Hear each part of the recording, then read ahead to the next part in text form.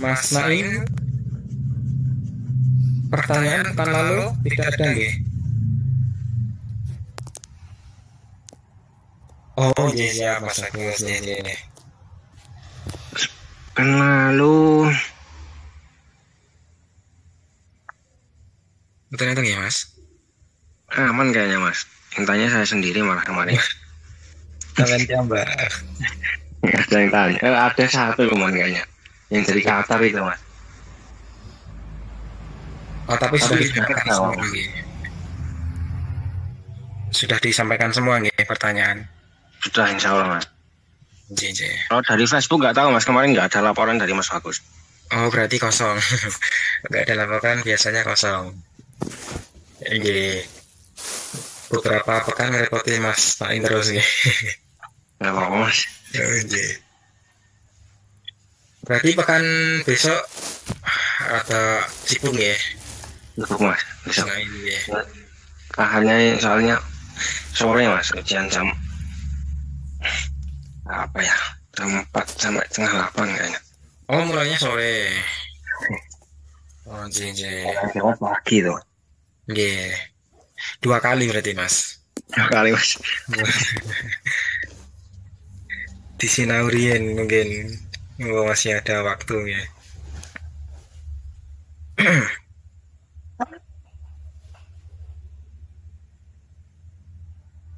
Oh, ada chat di Zoom ayat 51 Mas mulai. Oh dari Mbak Tarmi ayat 51. Ayat 51 atau 52 ini Mas Nasiruddin. 51 selesainya nggih pekan lalu.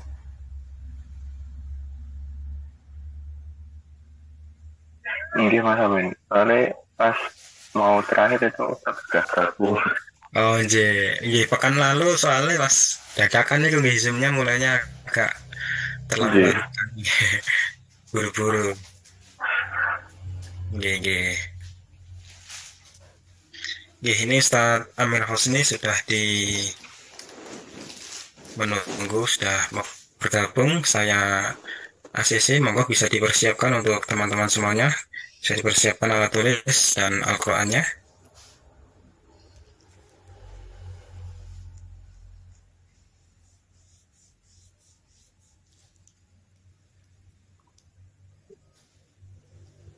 Nggih. Assalamualaikum warahmatullahi wabarakatuh. Ustadz Amir Husni.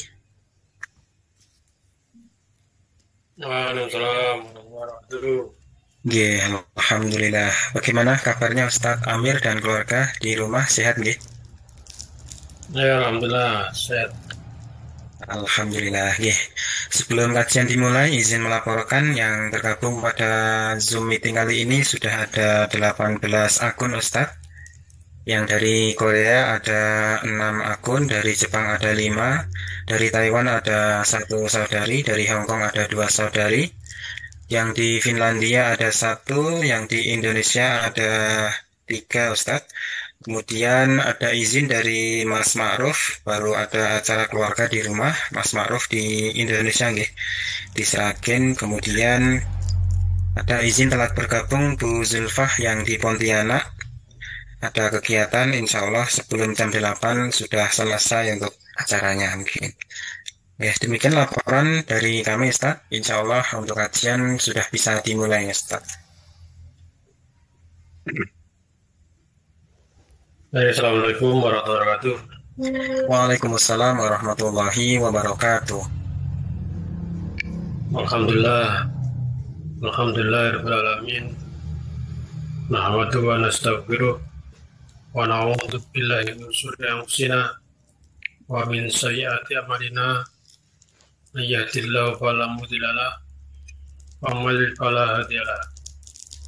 Asyhadu an la ilaha illallah wahdahu la syarika lahu wa asyhadu anna Muhammadan abduhu wa rasuluh.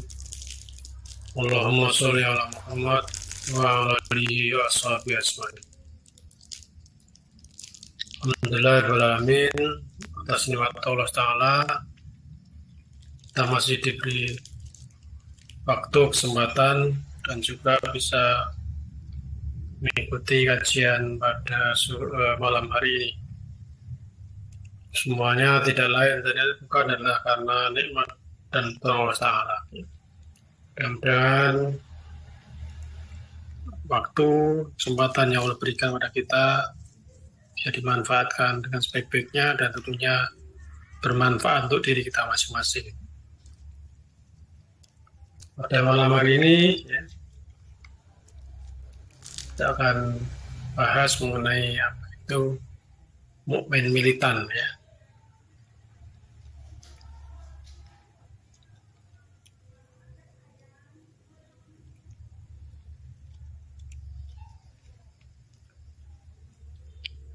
Jadi kenapa kok perlu membentuk mukmin militan, atau kita masing-masing harus menjadi orang mukmin yang militan ya. Ini kita bahas dulu apa itu militan ya.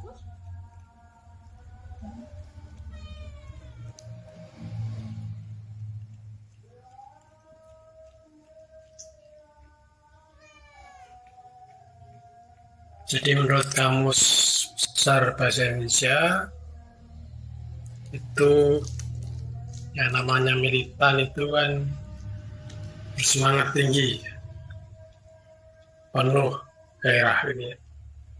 Alias apa? Berarti kalau orang yang mukmin ya, tentunya dia semangat untuk bagaimana memiliki karakter, mewujudkan karakter dalam dirinya.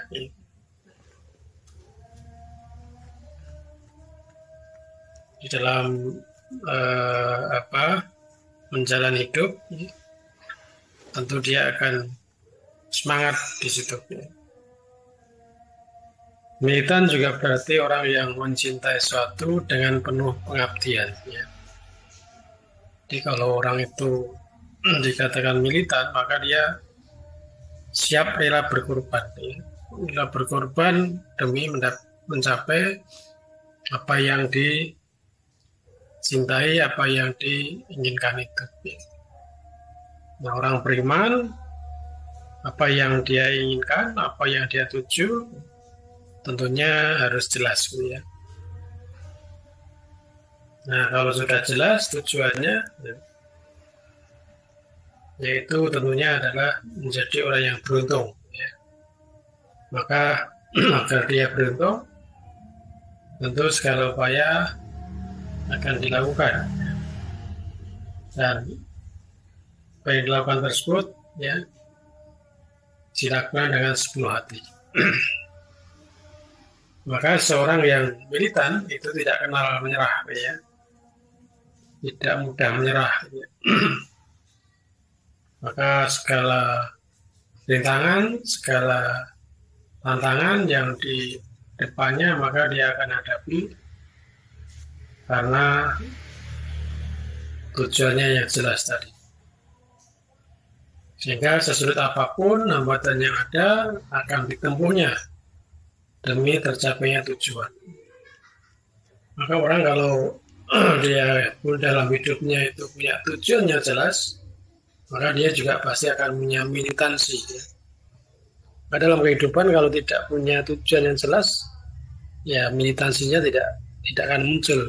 Tapi kalau dia punya tujuan, cita-cita yang jelas, punya harapan yang dituju, dan yakin betul dengan apa yang dituju itu, tentunya dia akan menempuhnya. Ya. Sesulit apapun, bahkan risiko ya, katakanlah sampai jiwanya ya, akan dilaksanakan itu. Nah, seorang yang militan biasanya dilatar belakangi oleh kesukaan atau kecintaannya terhadap sesuatu. Jadi termasuk kita dalam hidup ini, kalau kita dalam hidup tidak punya tujuan yang jelas, maka juga tidak akan punya militansi. Tapi kalau punya tujuan, cita-cita yang jelas, tentu akan punya militansi. Semangat, ya. Termasuk saudara sekalian ya, sekarang di Jepang, di Korea gitu ya. Kan Anda semua pasti militan di situ ya. Kalau nggak militan nggak akan sampai di Jepang, nggak akan sampai Korea. Lalu bagaimana harus ya mulai dari mendaftar, mengikuti pelatihan dan sebagainya, ya. Sampai berangkat, sampai di tujuan Jepang maupun Korea itu pasti di sana. Ya kalau tidak punya militansi tidak akan sampai di sana. Atau bisa juga karena prinsip-prinsip yang dianutnya. Di prinsip-prinsip yang dianut, tentunya di sini adalah kalau itu orang beriman, ya, maka jelas prinsip-prinsip apa yang harus dimiliki. Itu tentang kenapa mukmin itu perlu militan. Nah, sekarang kenapa kita harus jadi mukmin militan? Coba dibaca surat Al-Kahfi ayat 29. Iya, Ustaz. Surat Al-Kahfi, surat ke-18 ayat ke-29. A'udzu billahi minasyaitonir rajim. Wa qulil haqqu mir rabbikum faman syaa'a falyu'min wa man syaa'a falyakfur. Inna a'tadna lidh-dhalimina naran ahata bihim suradiquha wa in yastaghithu yughathu bima'in kalmuhli yashwil wujuh bi'sa syarab wa sa'at murtafaqa. Dan katakanlah Muhammad, kebenaran itu datangnya dari Tuhanmu. Barang siapa menghendaki beriman, hendaklah dia beriman. Dan barang siapa menghendaki kafir, biarlah dia kafir. Sesungguhnya kami telah menyediakan neraka bagi orang zalim, yang gejolaknya mengepung mereka. Jika mereka meminta pertolongan atau minum, mereka akan diberi air seperti besi yang mendidih yang menghanguskan wajah. Itulah minuman yang paling buruk dan tempat istirahat yang paling jelek.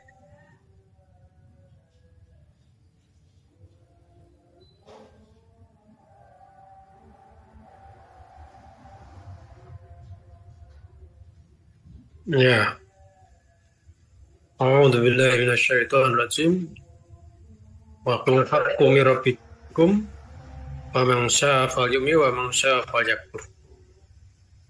Inna a'tadna lidh-dhalimina naran ahata bihim suradiquha wa yastaghithu yughathu bima'in kalmuhli yashwil bi'sa syarab wa sa'at murtafaqa. Katakanlah yang namanya kebenaran dari Tuhanmu. Maka ukuran benar salah itu harus dari Allah. Kalau benar salah itu acuannya manusia, maka akan rusak. Nah, kalau suatu negara di situ acuannya bukan Al-Quran dan Sunnah, ya, maka ya bisa berubah-ubah gitu ya. Maka tergantung yang membuat aturan seperti apa. Maka di Indonesia sendiri kan ya aturan kan tergantung ya, bagaimana pemerintah dan DPR gitu ya. Kalau dua-duanya sudah setuju ya sudah jadi undang-undang peraturan. Walaupun mungkin di situ ya,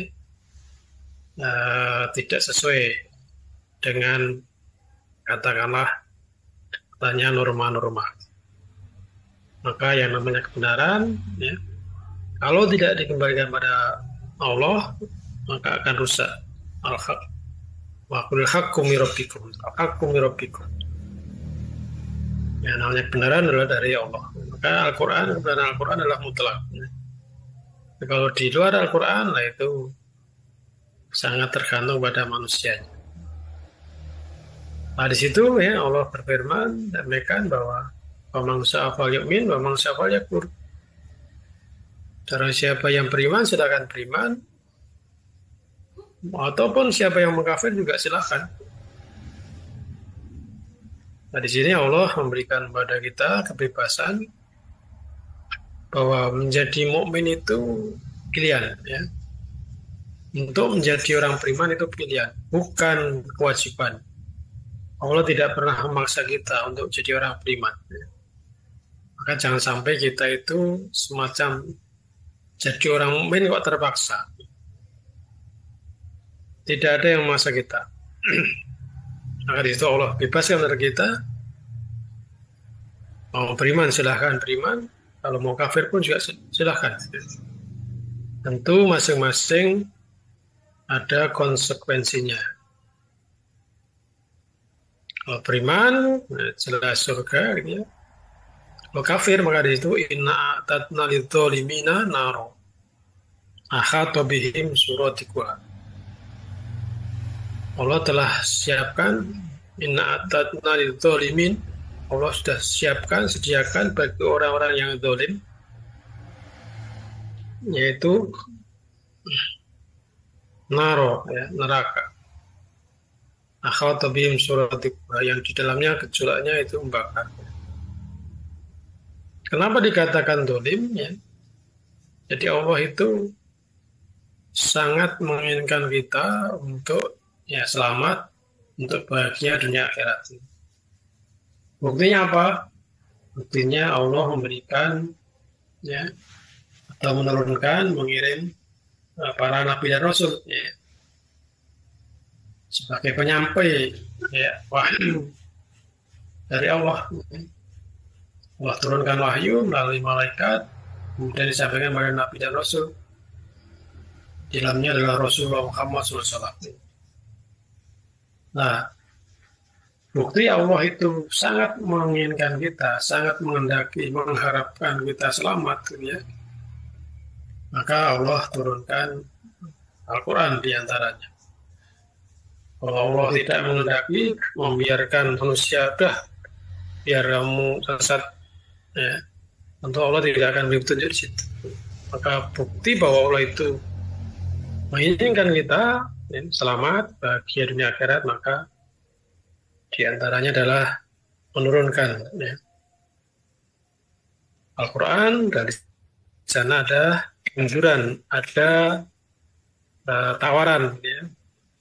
Yang mana tawaran itu adalah bermanfaat untuk dirinya.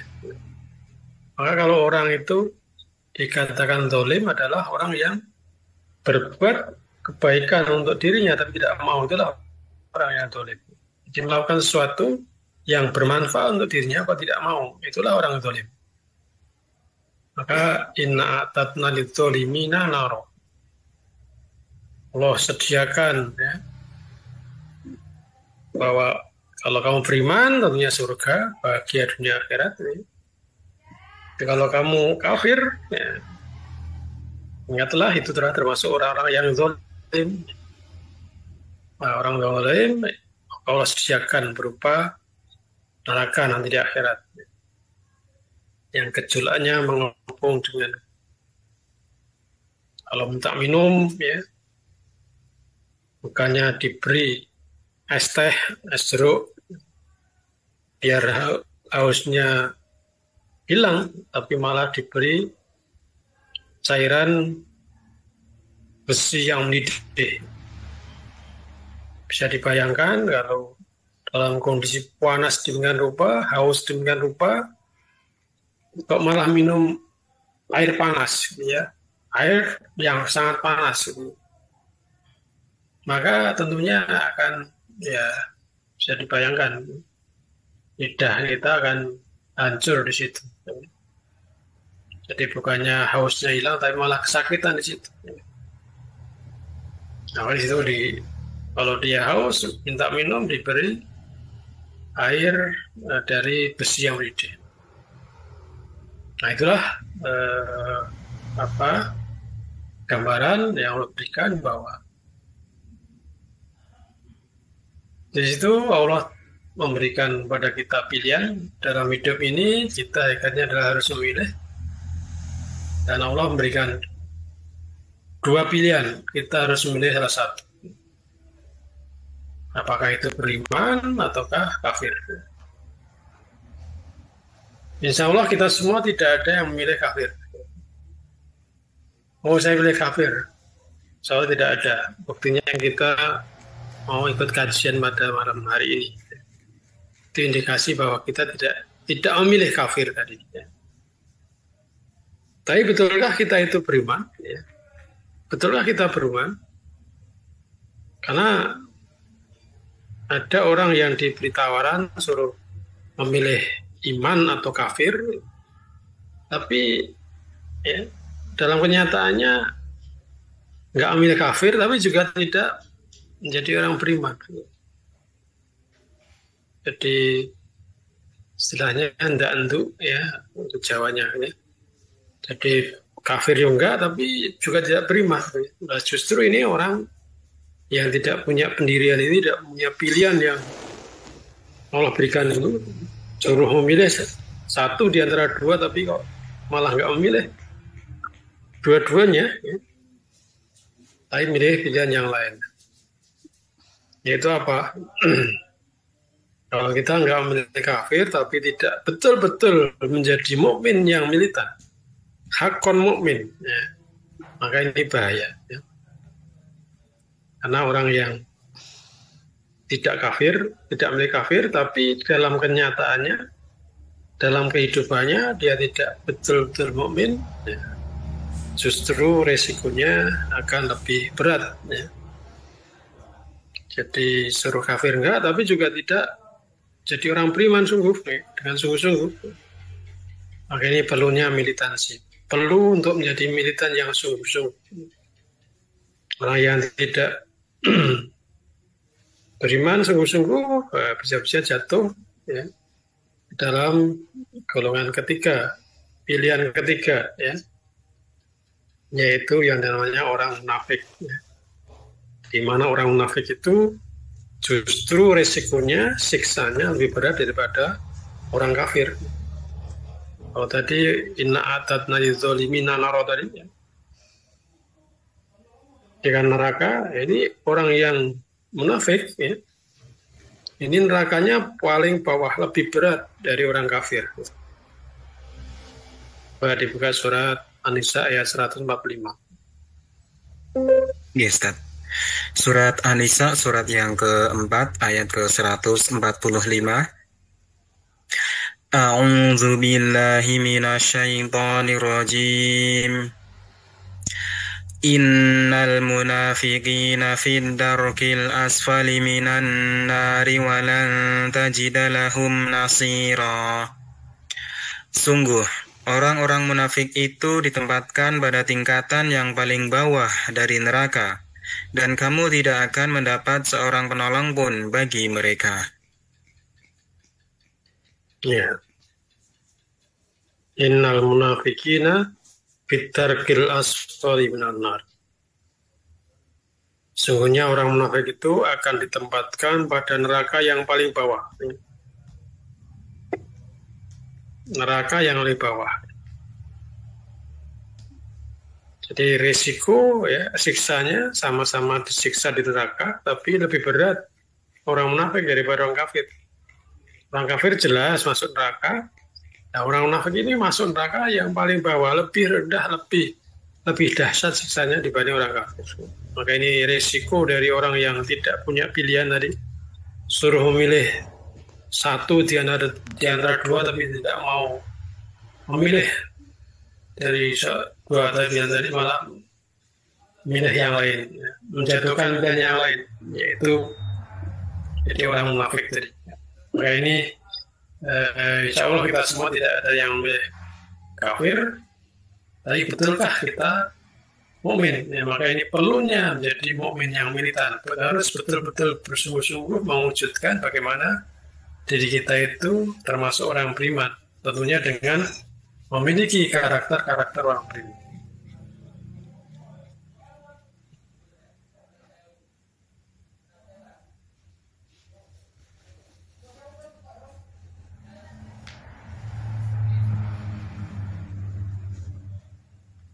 Ya, salah satu ciri pemimpin sejati adalah memiliki mental yang kuat. Ya.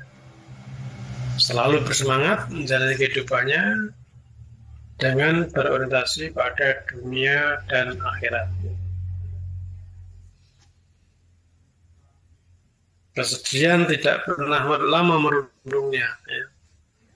Segera berganti dengan semangat dan gairah beribadah serta menebar manfaat. Ya. Kenapa orang yang beriman itu, ya, dikatakan Rasulullah, ajabun lil amril mu'min. Sungguh istimewa orang beriman itu. Kita asabatu sarro'u sakoro. Kalau dia mendapatkan sesuatu yang dia inginkan, dia kehendaki sesuai harapannya, maka dia bersyukur.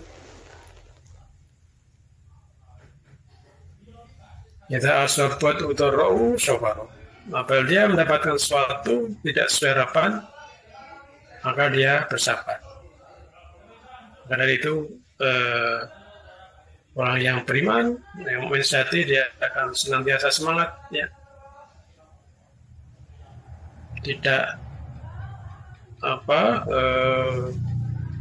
dikatakan dalam ayat yang lain, ya, bahwa orang bertakwa itu tidak sedih dan tidak khawatir, gitu ya. Sedih berarti kan sesuatu yang sudah terjadi. Khawatir berarti sesuatu yang akan terjadi. Nah, maka orang beriman, ya, yang kuat tentunya akan lebih disukai, ya. Dalam hadis riwayat Muslim disebutkan orang mukmin yang kuat lebih baik daripada mukmin yang lemah, ya. Masing-masing ada kebaikannya. Bersemangatlah untuk mengerjakan sesuatu yang bermanfaat bagi dirimu, serta mohonlah pertolongan kepada Allah dan jangan lemah.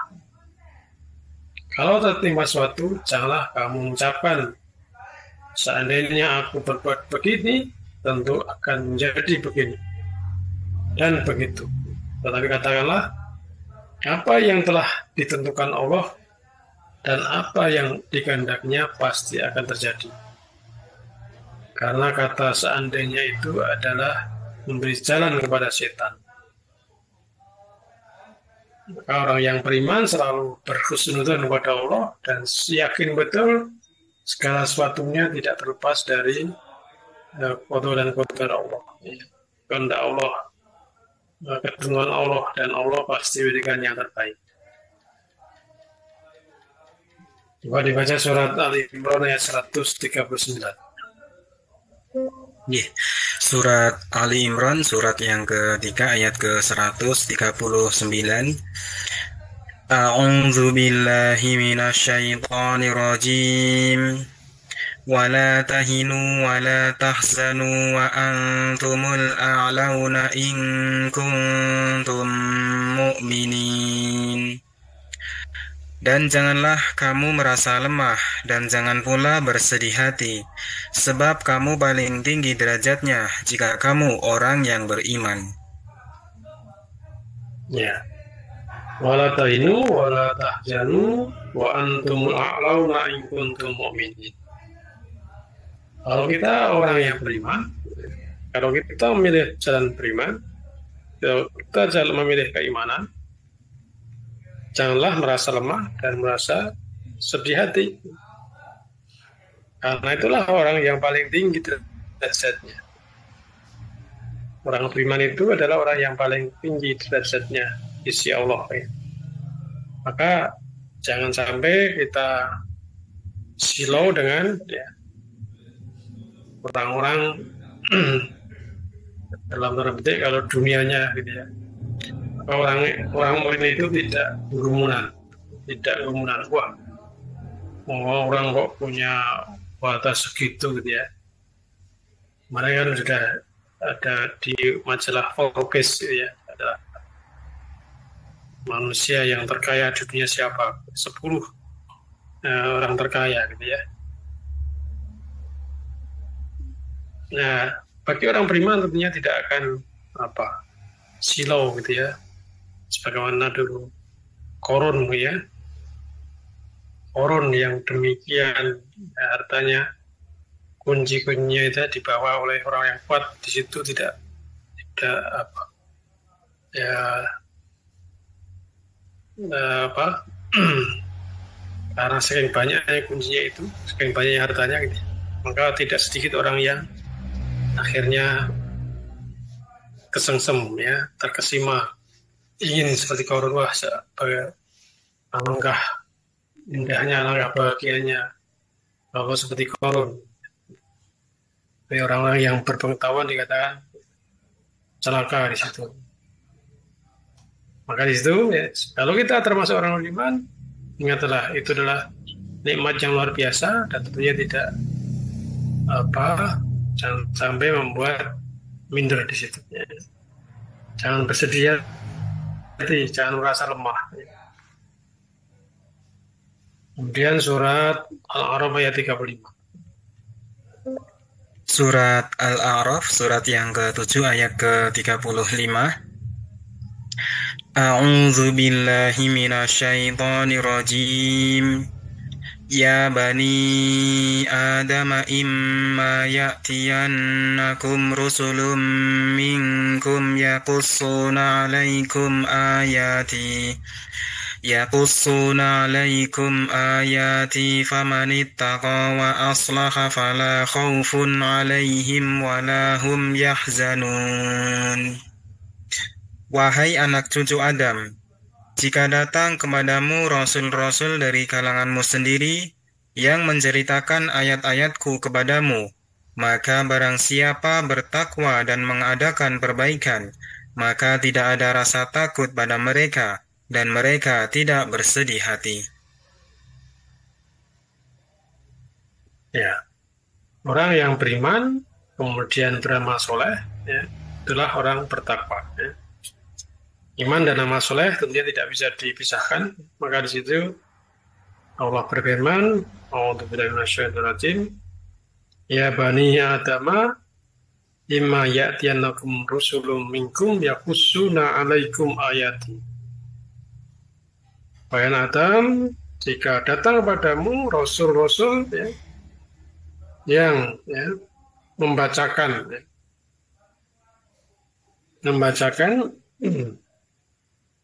ayat-ayatmu, famanittaqo, barang siapa bertakwa, wa aslaha, dan berbuat kebaikan, fala khaufun 'alaihim wa lahum yahzanun, maka dia tidak sedih dan tidak khawatir. Ya.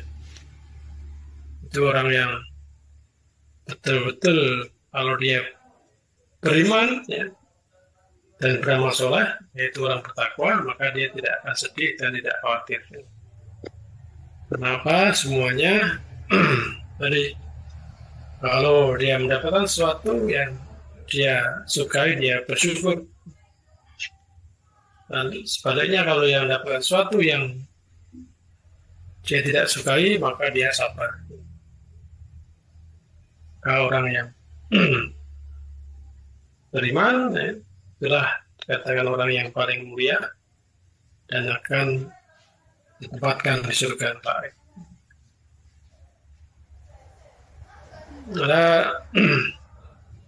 Dalam surat Al-Anfal ayat 2-4 di sana Allah jelaskan 5 ciri mukmin sejati.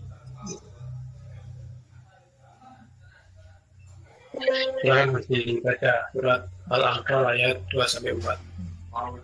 Yeah. Surat Al-Anfal, surat yang ke-8, ayat 2 sampai dengan ayat 4. A'udzu billahi minasyaitonir rajim. Innamal mu'minuna alladzina idza dzukirallahu wajilat qulubuhum wa idza tuliyat 'alaihim ayatuhu zadatuhum imanan wa 'ala rabbihim yatawakkalun. Alladzina yuqimuna as-salata wa mimma razaqnahum yunfiqun. Ulaika humul mu'minuna haqqan. Lahum darajatun 'inda rabbihim wa maghfiratun wa rizqun karim. Sesungguhnya orang-orang yang beriman adalah mereka yang apabila disebut nama Allah gemetar hatinya, dan apabila dibacakan ayat-ayatnya kepada mereka, bertambah kuat imannya, dan hanya kepada Tuhan mereka bertawakal, yaitu orang-orang yang melaksanakan sholat, dan yang menginfakkan sebagian dari rezeki yang kami berikan kepada mereka. Mereka itulah orang-orang yang benar-benar beriman.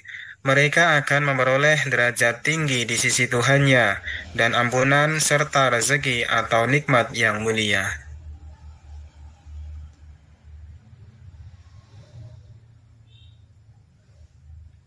Innamal mu'minuna alladzina idza dzukirallah wajilat qulubuhum wa idza tuliyat 'alaihim ayatuhu zadatuhum imanan wa 'ala rabbihim yatawakkalun.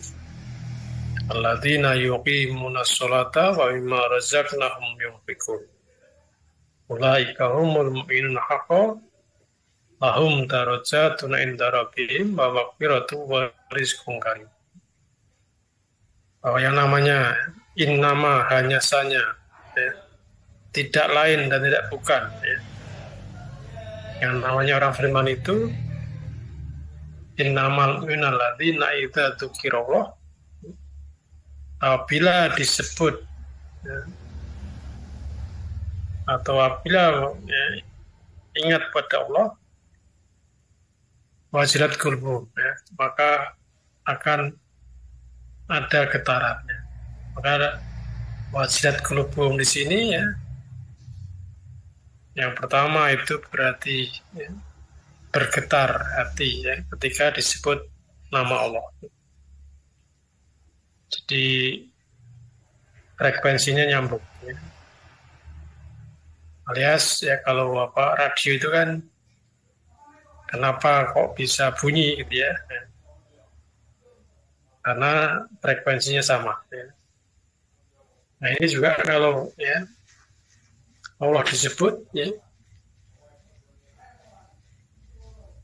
di mana Allah itu sesuatu yang dicintainya, kekasihnya, tentunya, ya, ada dorongan dirinya untuk ingin ketemu, ya, rindu, sebagaimana seorang kekasih, ya, kalau dia mencintai kekasihnya, begitu dengar namanya, gitu, ya, bagaimana ingin ketemu di situ. Nah, ketika disebut nama kekasihnya itu artinya bergetar ingin bertemu dengan Allah. Sebab, ya, manusia telah lama dulu telah berjanji kepada Allah pada waktu di alam kandungan sebelum diciptakan menjadi manusia, sudah berjanji alastu birabbikum qalu bala syahidna. Bukankah aku ini Tuhanmu? Betul, kami bersaksi. Maka orang yang beriman, ya, tentu dia, nah, kalau cinta kepada Allah itu Allah disebut, maka dia akan bagaimana ingin bersamanya, ingin dekat dengannya, maka berupaya bagaimana dekat dengan Allah di situ. Wajilat qulubuhum arti yang kedua adalah bermakna takut, ya. Karena sekian lama berpisah, ya, kemudian ingat telah banyak kesalahan dan hal yang tidak disukai Allah, maka rasa timbul rasa takut dalam hatinya kalau Allah menolak perjumpaannya nanti di akhirat. Maka itulah yang membuat kita takut akan kesalahan dan dosa kita. Sehingga ketakutan ini mendorong diri kita untuk memperbaiki diri dengan kembali kepada Allah yang kita cintai, dengan bertobat, ya, taubatan nasuha. Nah, Allah mencintai orang-orang yang bertobat. Nah, karena itu dengan dua getaran ini, ya, sebenarnya orang beriman akan selalu memperbaiki diri, ya. Bagaimana menyesuaikan, ya, eh, kelihatannya, amalnya, perbuatannya itu sesuai dengan yang dikehendaki dan diterima oleh Allah Ta'ala. Maka begitu disebut nama Allah, maka kaum muslimin akan ya, bagaimana segera memenuhi panggilan situ.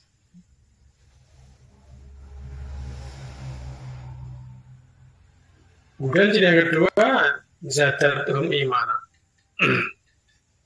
Maka bertambahlah keimanan.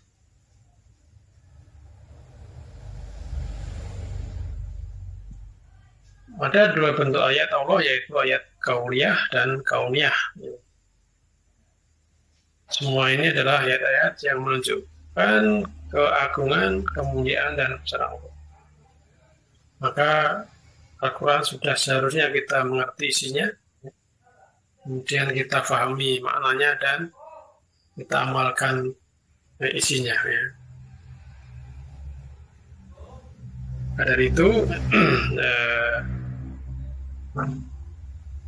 orang yang ya, tadi disebut namanya nama Allah,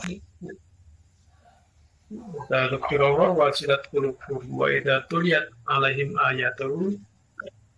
Kalau dibacakan ayatnya maka zadatum imana, maka bertambah keimanan. Maka orang yang beriman tentunya dia akan senantiasa ya, berusaha untuk berinteraksi dengan petunjuk Allah.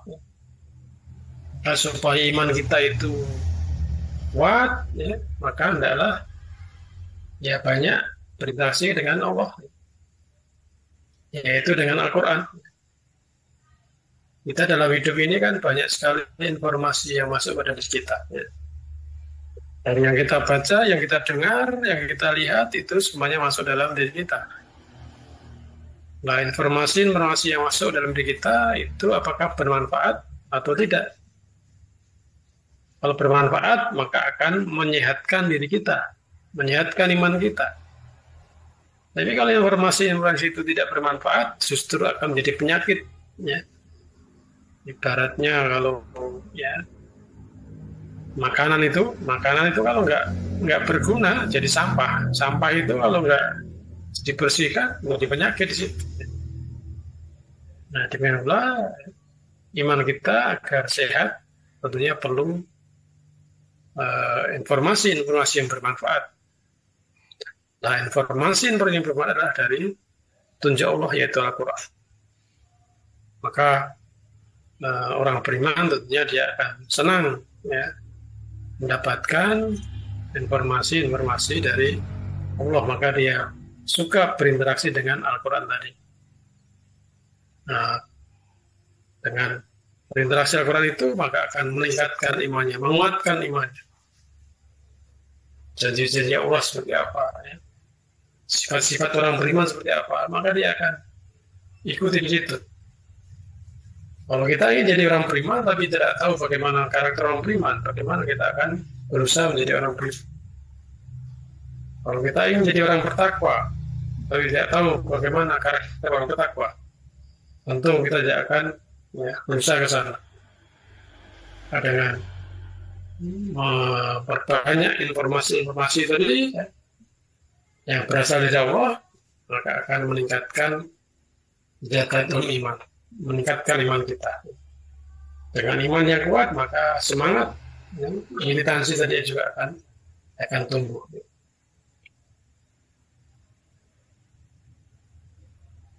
Kemudian wa 'ala rabbihim yatawakkalun. Orang yang beriman itu ya, juga tentunya dia sadar betul bahwa Allah yang Maha Kuasa, Allah yang Maha Segalanya. Maka dia selain berusaha dengan semangat, ya, menjalankan dengan semangat, kemudian juga tawakal kepada Allah. Hasilnya terserah Allah, dan Allah pasti yang memberi yang terbaik. Wa 'ala rabbihim yatawakkalun, dan hanya pada Allah, pada Tuhannya dia bertawakal. Maka sebagai orang beriman, lahir ke dunia bukan atas kehendak dan kemauan kita, tapi atas takdir Allah untuk misi sebagai hamba dan khalifah Allah.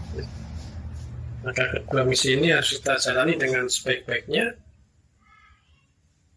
dan tentunya ya, niatnya hanya karena Allah, ikhlas, yaitu betul-betul hanya karena Allah.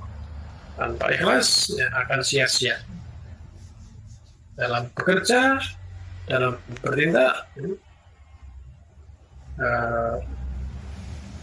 Kalau ukurannya itulah dunia, ada yang berhasil, ada yang tidak berhasil, atau belum berhasil. Maka orang yang berhasil bersyukur, orang yang belum berhasil sabar dan senantiasa optimis. Karena sukses adalah karakter iblis atau setan. Nah, dalam berusaha, dalam berikhtiar, ya, tentunya harus memilih jalan-jalan yang terbaik sesuai dengan ajaran Islam. Kemudian, selain berupaya secara lahiriah, juga senantiasa berdoa. Ini astajib lakum. Doalah, mintalah padaku, Allah, maka Allah akan kabulkan. Maka orang beriman, ya, selain berusaha sekuat tenaga dan yakin betul bahwa sang penentu adalah Allah Ta'ala, maka dia berusaha, selain berusaha lahiriah, maka dia banyak berdoa kepada Allah, kepada Allah, dan juga ya, hasilnya adalah terserah pada Allah. Allah lah yang mengetahui yang terbaik untuk diri kita. Tawakal di situ, mewakilkan, menitipkan, menyandarkan ikhtiar kepada Allah agar apa-apa yang kita lakukan Allah berkenan mengabulkannya. Apapun hasilnya itulah yang terbaik menurut Allah. Dalam Al-Baqarah itu kan ya, kutiba alaikumul qitalu wa huwa kruh lakum. Asa antakrahu syai'a wa huwa khairul lakum.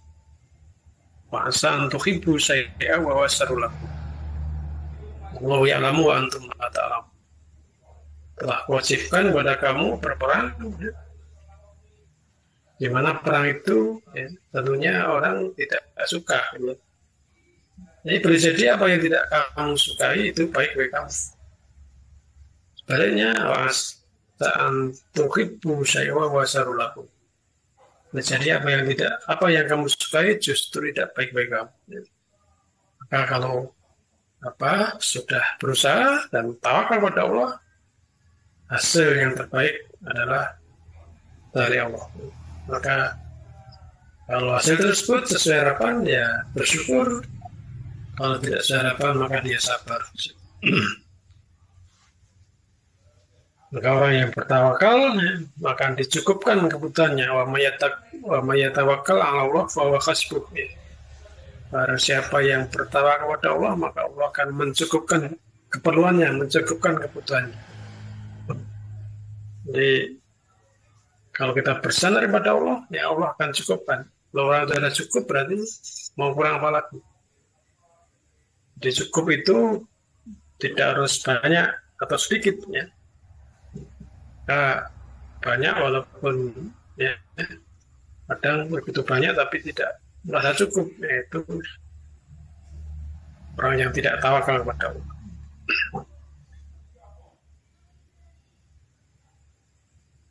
Kemudian wa yuqimuna shalah, orang yang beriman itu tentunya adalah mendirikan sholat. Kenapa? Itulah sebagai sarana mendekatkan ibadah Allah secara vertikal, mengingat Allah. Inna sholata lidzikri. Kemudian secara horizontal sebagai motor atau benteng untuk mencegah dari perbuatan keji dan munkar. Inna sholata tanha 'anil fahsya wal munkar. Maka orang yang beriman, kalau dia yuqimuna sholah, alladzina yuqimuna sholah, mendirikan sholat, ya. Tidak hanya sekedar melaksanakan sholat, Nah, orang yang sholatnya benar, orang yang beriman itu, alladzina hum fi sholatihim khoshi'un. Dia khusyuk dalam sholatnya. Maka kalau ya sholatnya khusyuk, ya, kalau dia senantiasa sholat khusyuk, sholatnya orang beriman, maka dia tentunya akan ya, senantiasa ya, semangat dalam mengingat kepada Allah. Inna sholata dzikri, kemudian juga tercegah dari kejahatan, keji dan munkar. Inna sholata tanha anil fahsya'i wal munkar. Maka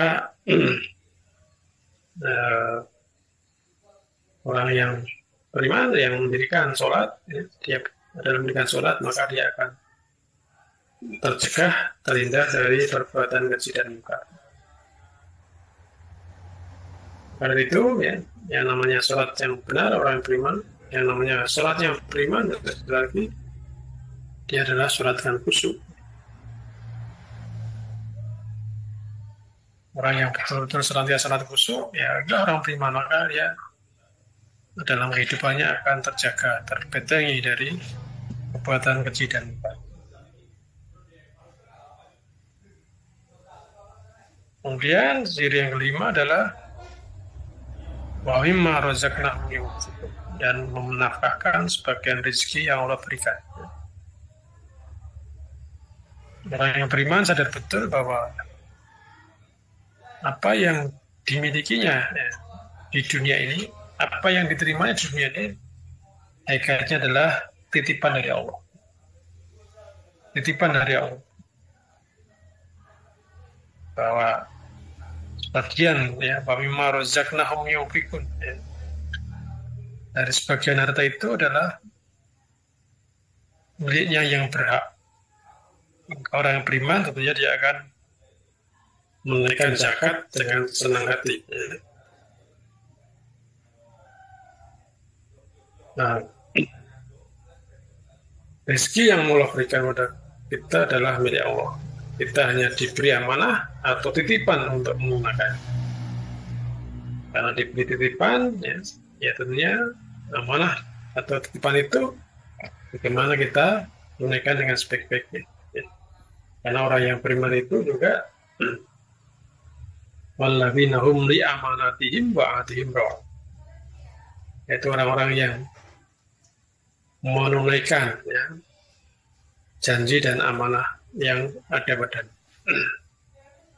Maka dalam rezeki yang kita usahakan itu ada hak Allah dan orang lain yang wajib kita keluarkan, yaitu zakat, infak maupun sedekah. Kita belum dikatakan orang yang ya, berbuat baik ya, secara sempurna kalau ya, rezeki yang kita infak itu tidak dari yang terbaik yang kita miliki. Dalam Al-Imran ayat 100 ayat 92 itu kan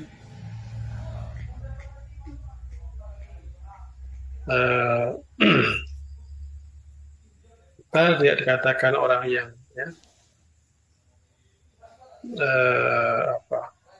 berbuat baik ya, kalau belum menafkahkan sebagian harta yang kita cintai. Coba dibaca surat Ali Imran ayat 92. Ya, Ustaz. Surat Ali Imran, surat yang ketiga ayat ke-92. A'udzu billahi minasyaitonir rajim. Lan tanalul birra hatta tunfiqu mimma tuhibbun wa ma tunfiqu min syai'in fa innallaha bihi alim. Kamu tidak akan memperoleh kebajikan sebelum kamu menginfakkan sebagian harta yang kamu cintai. Dan apapun yang kamu infakkan tentang hal itu, sungguh Allah Maha Mengetahui. Lan tanalul birra hatta tunfiqu mimma tuhibbun. Tidaklah dikatakan bir ya, Antanal birra, tidak dikatakan albir, kebaikan, hatta tunfiqu mimma tuhibbun. Sebelum kamu menafkahkan apa yang kamu cintai. Ya. Maka yang namanya infak, sedekah itu adalah sesuatu yang kita cintai.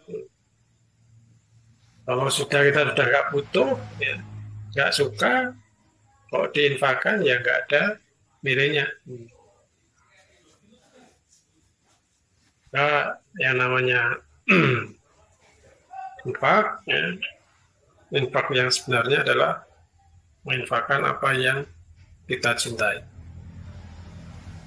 Karena itu, ya, rezeki yang rezeki kita yang sesungguhnya adalah apa yang kita zakatkan, apa yang kita infakkan, apa yang kita sedekahkan. Ya.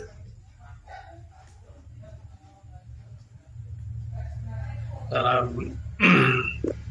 hadis riwayat Muslim disebutkan bahwa ya, dari Mutarif, dari ayahnya, ia berkata, saya datang kepada Nabi SAW, pada waktu itu beliau membaca ayat Al-Hakumut Takatsur. Bermegah-megahan telah melahirkan kalian. Dia bersabda, anak Adam berkata, ini hartaku, ini hartaku. Mali, mali, ola.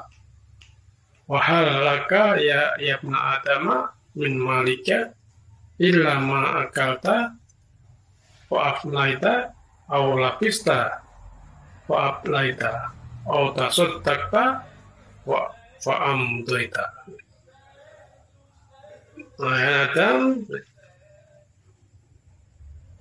padahal hai anak Adam, tidaklah kamu punyai dari hartamu melainkan apa yang kamu makan sehingga habis, atau apa yang kamu pakai sehingga usang, atau yang kamu serahkan sehingga menjadi tabungan di akhirat.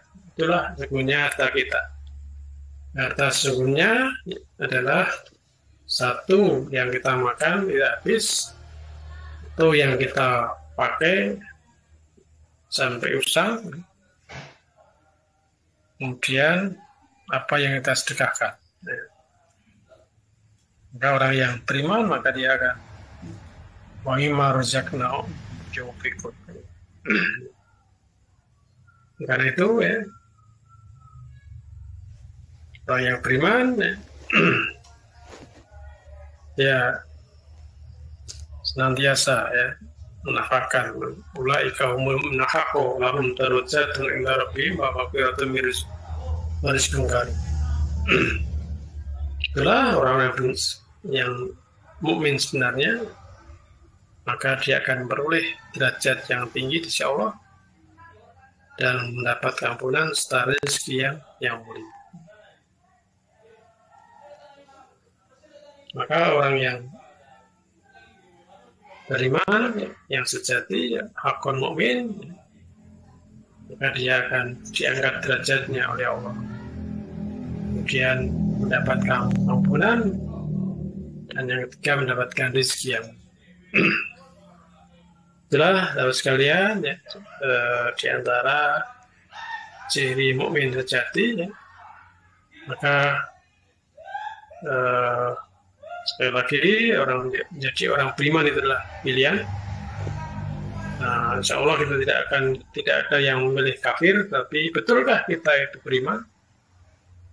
Nah, tentunya jawabannya tidak cukup ya atau tidak, tapi harus kita buktikan dalam langkah kehidupan kita, yaitu menjadi hakon mukmin. Ya.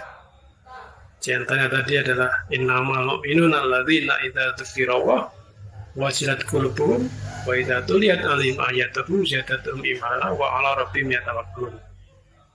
Alladzina yuqimuna sholata wa mimma razaqnahum yunfiqun. Ulaika humul mu'minuna haqqan lahum darajatun inda rabbihim wa maghfiratun min rizqin karim.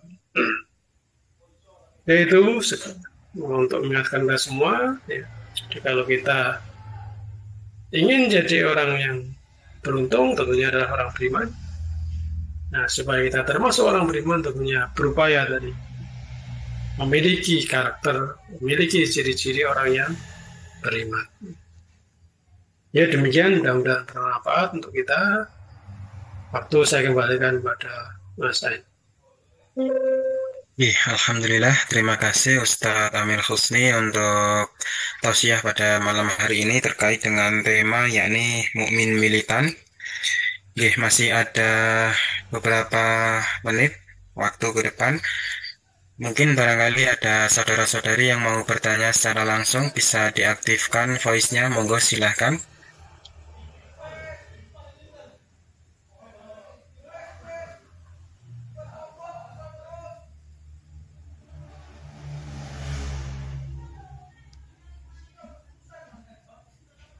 Kalau ada pertanyaan yang langsung, monggo bisa langsung diaktifkan voice-nya.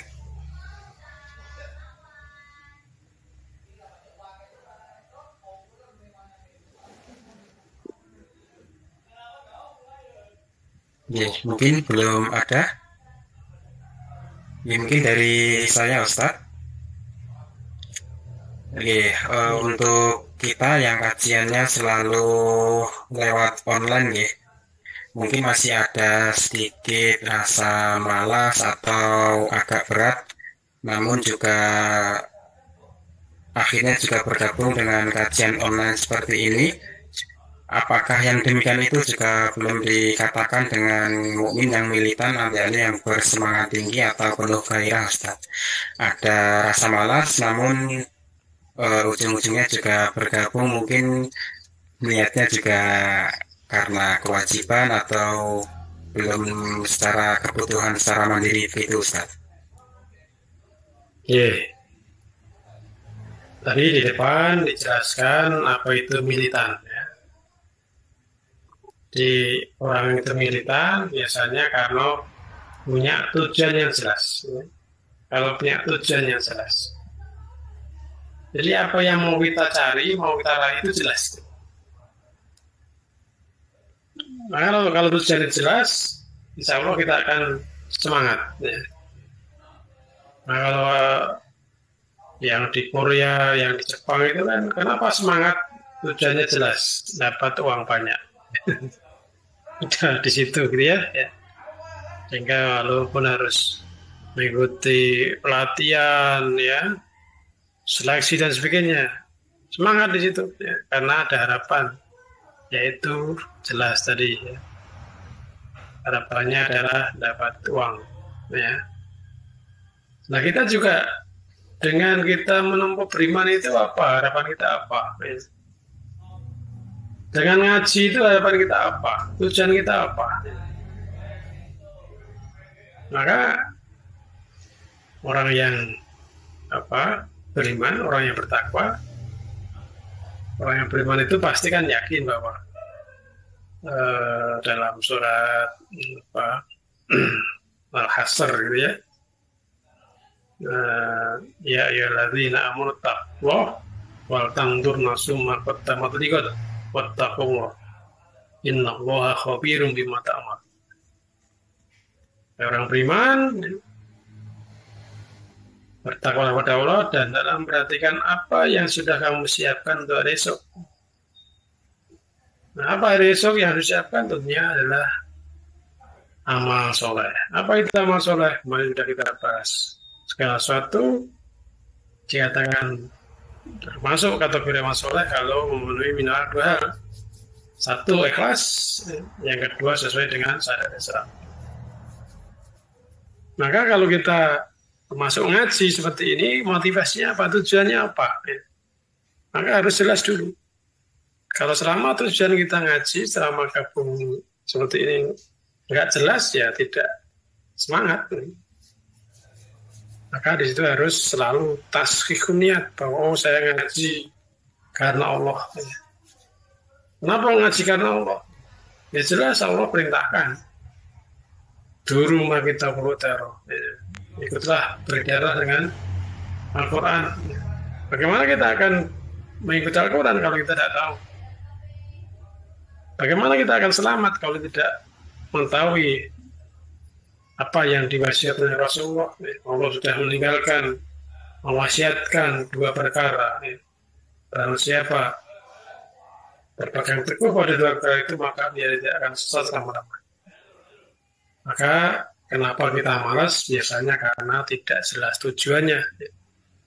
Apa yang saya perlu dengan ngaji seperti ini?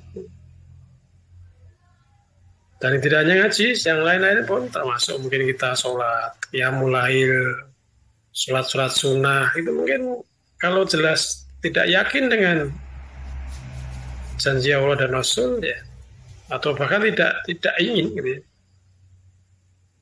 Contohnya, ya, Rasulullah dalam hadis disebutkan, ya, siapa yang senantiasa ya, dalam sehari semalam itu sholat sunnah rawatib ya 12 rakaat, maka dia akan disiapkan rumah di surga. Rasulullah memberikan gambaran seperti itu.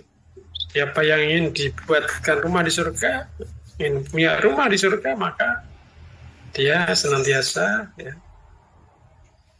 melaksanakan sholat sunnah rawatib 12 rakaat. Maka dia akan berupaya, semangat di situ. Tapi kalau Allah sunnah saja kok gitu ya, beda lagi kan. Berarti nggak pengen surga kalau gitu. Mau ditawari Rasulullah seperti itu kok malah dianggap Allah itu sunnah. Nah, maka ini kembali pada pertanyaan tadi ya, kita semangat dan tidaknya tergantung pada tujuan kita. Kalau kita ingin ya, segala yang kita lakukan supaya jadi amal soleh kita, tentunya kita akan semangat di situ.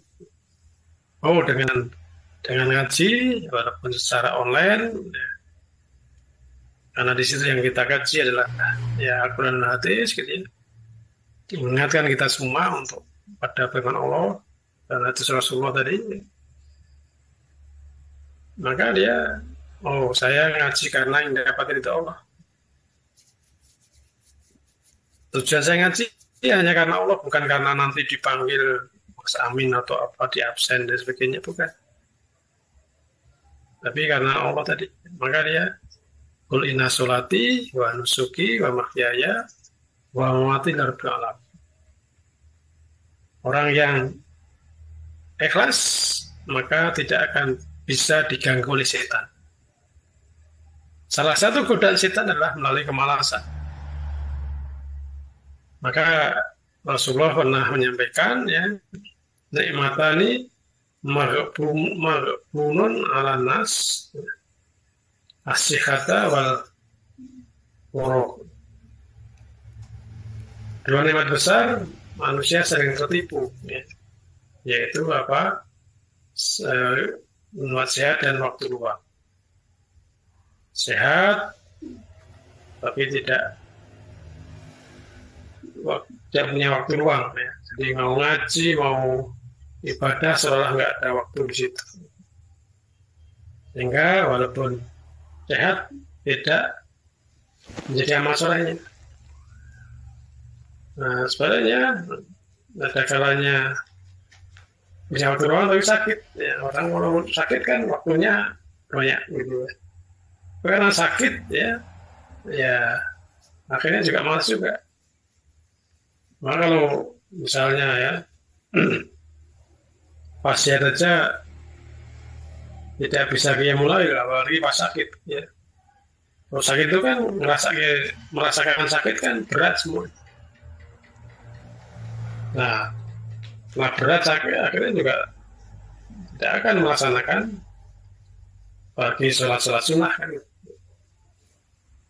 Sehingga walaupun punya waktu luang tapi karena sakit akhirnya juga tidak menambah amal soleh. Ada juga ya orang yang ketika dia sehat dan punya waktu luang tapi datanglah kemalasan. Jadi walaupun sehat ada waktu gitu ya, tapi karena malas gitu, maka dia tidak menambah amal soleh juga. Gitu. Nah, maka di sini ya, malas itu adalah salah satu godaan setan. Nah, supaya malas tadi tidak ada atau hilang, tidak terganggu oleh setan, tidak dibelokkan oleh setan, maka harus tasihun niat bahwa apa yang saya lakukan adalah semata-mata ingin dapat ridhonya Allah. Bagaimana menjadi timbangan amal soleh kita di akhirat nanti. Nah, itu Mas, jadi saya rasa karena ya ini jadi kunci ya, bahwa kalau kita berorientasi semuanya adalah untuk Allah, jadi amal soleh kita insya Allah kita semangat. Tujuannya jelas, yaitu hanya semata-mata ingin dapat ridha Allah tadi. Demikian Mas, mudah-mudahan bisa dipahami. Ya, alhamdulillah. Terima kasih untuk penjelasannya Ustadz Amir Husni. Masih ada sedikit waktu, barangkali ada yang mau bertanya, silahkan, monggo.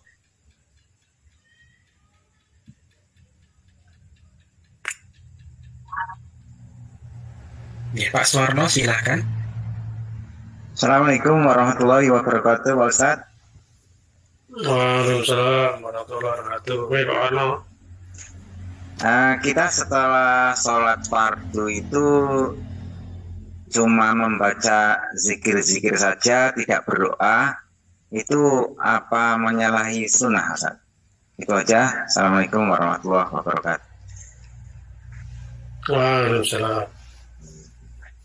Jadi kalau dalam hadis kan jelas itu ya, Rasulullah kalau sudah salam kemudian baca istighfar 3 kali, di antara itu ya 3 kali, kemudian Allahumma antas salam wa minkas salam dan seterusnya, kemudian baca subhanallah 33 kali, alhamdulillah 33 kali, Allah Akbar 33 kali. Dan itu la ilaha illallah wa la syarikalah wal mulku wal hamdu wa huwa ala kulli syai'in qadir. Maka itu diantara zikir ya sudah sholat. Nah, sesudah itu terus apa? Ya terserah kita mau berdoa kan tidak harus sesudah sholat ya. Berdoa tidak harus sesudah sholat wajib ya. Salah satu ya waktu mustajab ya, ijabah adalah antara adzan dan iqamah gitu. Ya, itu juga kita berdoa di sana. Jadi kalau kita datang ke masjid ya, tahiyatul masjid, kemudian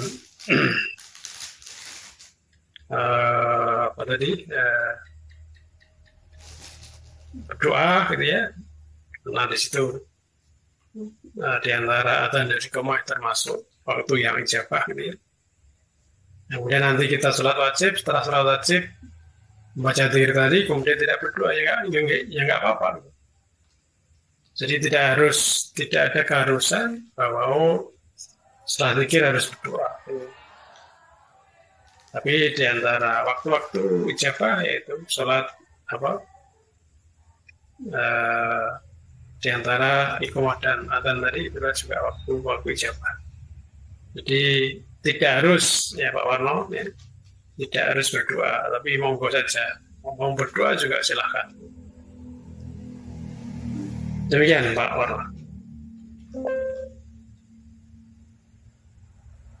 Ya, Pak Suwarno sudah jelas ya. Kemudian ada pertanyaan dari alhamdulillah. Ada pertanyaan dari Facebook Ustadz. Izin bertanya Ustadz, bagaimana caranya kita dihormati dan dihargai atau disegani orang? Bagaimana caranya kita dihormati dan dihargai atau disegani orang, Ustaz? Jadilah orang bertakwa. Kalau kita jadi orang bertakwa, insya Allah akan dihormati, disegani oleh orang lain. Itu. Nah, kalau kita kok nggak dihargai orang lain, ya mungkin karena kita belum jadi orang bertakwa, belum jadi orang beriman, tidak jadi hakon mukmin. Jelas ya, diantaranya misalnya ya, bahwa wa minal laili fatahajjat bihi nafilatan lak asa ayyab asa rabbuka maqaman mahmuda. Nah, yang mulai itu ya, kalau kita betul-betul yang mulai ya, hanya karena Allah, betul-betul ya, dari ikhlas dalam yang mulai Dan qiyamul lail kita sesuai dengan syariat Islam, sunnah Rasulullah. Itu salah satu ya, sarana di situ. Di antara orang yang bertakwa, bahwa orang bertakwa itu dalam hidupnya kan kanu qalilan minal laili ma yahjaun. Dia tidak pernah melewatkan malam-malamnya tanpa ibadah kepada Allah. Maka orang yang, kalau dia orang beriman, orang bertakwa, maka dia akan dihormati, akan mendapatkan tempat yang mulia di sisi manusia. Bukan berarti harus punya jabatan gitu ya. Tempat hormat itu bukan berarti jabatan tinggi atau hartanya banyak gitu. Tapi orang ketemu kita tidak akan melecehkan, merendahkan gitu ya. Karena orang beriman, orang bertakwa apa tadi ya. Yang menggerakkan orang lain untuk hormat itu Allah gitu ya. Menggerakkan orang lain untuk menghargai ya. Itu Allah di situ. Ya, caranya bagaimana? Jadilah orang yang hakon mukmin ya. Jadilah orang bertakwa, insya Allah akan dihormati oleh orang lain. Mungkin jawabnya singkatnya gitu. Ya, alhamdulillah. Terima kasih Ustadz Amir Husni. Mungkin tidak ada pertanyaan lagi Ustadz. Ini ada susulan izin dari Mas Trian yang di Qatar Ustadz. Belum bisa bergabung, lagi berlayar di tempat yang tidak ada sinyalnya Ustadz. Ini yang bergabung istrinya Mbak Novia. Mungkin di rumah bisa ada sinyal. Demikian Ustadz. Kemudian laporan terakhir yang menyimak dari Facebook ada sekitar 15 akun. Kemudian yang tergabung di Zoom meeting sampai saat ini ada 27 akun Ustadz. Demikian laporan terakhir. Mungkin bisa untuk penutupnya Ustadz. Monggo. Oke, sahabat sekalian ya. Marilah kita berupaya untuk menjadi hakon mukmin ya. Mukmin yang sejati. Karena kalau tidak berupaya ke sana, bisa-bisa kita akan dibelokkan, digelincirkan oleh setan ya. Jadi banyak jadi orang beriman tapi justru menjadi orang dikatakan orang munafik tadi ya. Maka kita insya Allah tidak ada yang milih kafir, tapi apakah betul-betul jadi orang beriman, nah itulah yang harus kita upayakan. Kalau kita tidak milih kafir tapi tidak berupaya jadi orang yang beriman sesungguhnya, jangan-jangan kita telah memilih yaitu orang munafik tadi. Dan itu jelas risikonya malah berat. Di dunianya tidak dihargai orang, di akhirat jelas masuk neraka yang di bawah. Mudah-mudahan dengan senantiasa mengingat sifat-sifat orang beriman, sifat-sifat orang bertakwa, kita berupaya memilikinya, melaziminya.